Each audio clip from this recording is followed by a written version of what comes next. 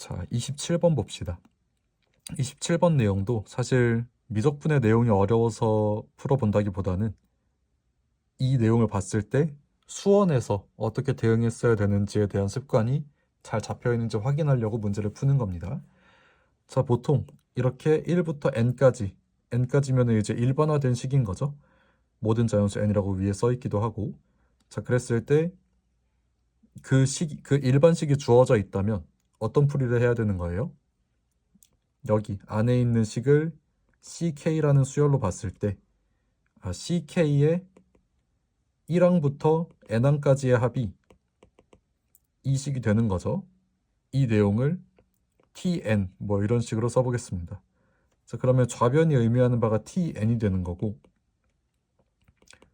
우변에 n세제곱 빼기 n 더하기 3 이렇게 잡혀 있는 거죠. 그럼 바로 뭐 써야 돼요? tn 빼기 1 써야 되죠. 이게 우리 수원 때 열심히 문제 풀었었던 습관이니까. 자, 그러면 둘이 뺐을 때 좌변은 cn이 되는 거고 우변은 n세제곱 빼기 n 빼기 1 세제곱 그 다음에 n 서로 없어지고 여기 플러스 1이 지금 빼는 거니까 마이너스 1로 내려올 거고 3은 없어지겠죠. 자, 그래서 cn 값이 이렇게 되네요. 뭐 전개를 한번 해볼까요?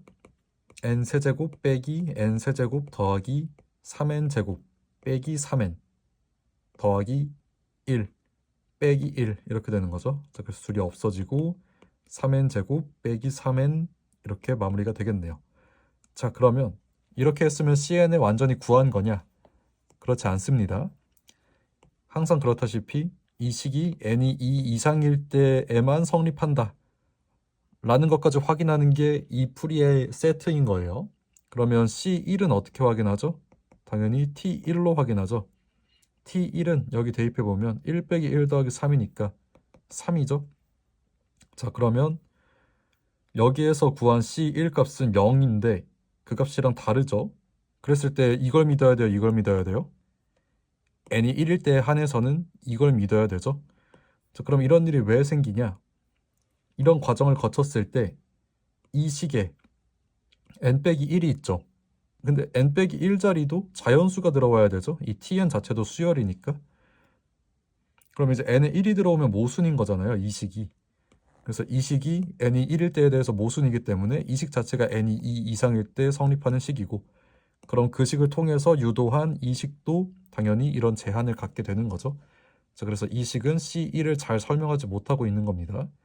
여기에다 따로 떼서 보셔야 되고 물론 지금 문제에서는 어차피 n을 무한대로 보내는 계산을 하고 있기 때문에 초항이 뭔지에 대해서는 크게 신경 쓸 필요가 없지만 이게 함정으로 나올 수 있죠.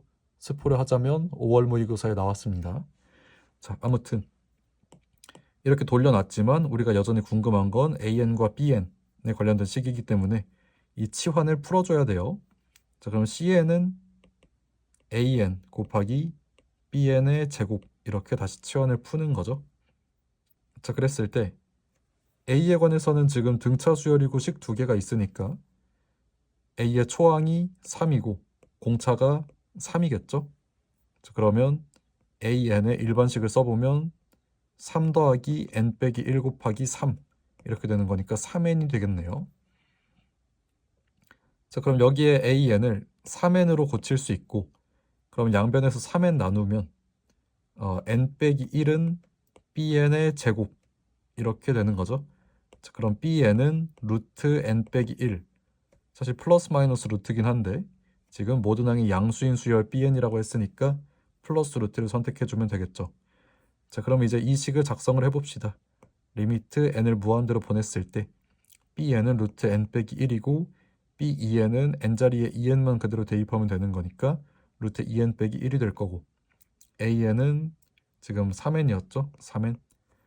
자, 그러면 물론 이것도 뭐 열심히 부모 분자를 n으로 나눠서 풀어도 되지만 얘가 n의 2분의 1승이고 개수 1이고 얘가 n의 2분의 1승이고 개수는 루트 2죠. 자, 그럼 둘이 곱하면 루트 2n으로 최고차항을 근사시켜서 쓸 수 있고 그러면 1차분의 1차고 n 무한대 보냈으니까 개수의 비율대로 답이 나오겠죠. 자, 그래서 루트 2분의 3으로 답이 나올 거고 유리화 시켜보면 2분의 3 루트 2 이렇게 돼서 2번이 답이 되겠습니다.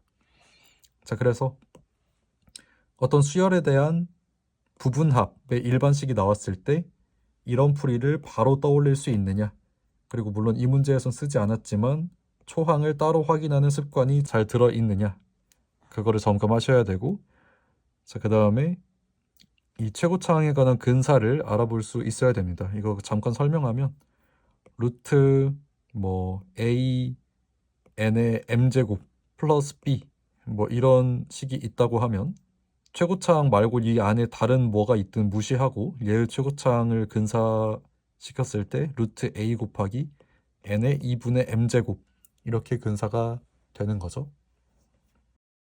그런 근사를 통해서 답을 내고 마무리하시면 되겠습니다.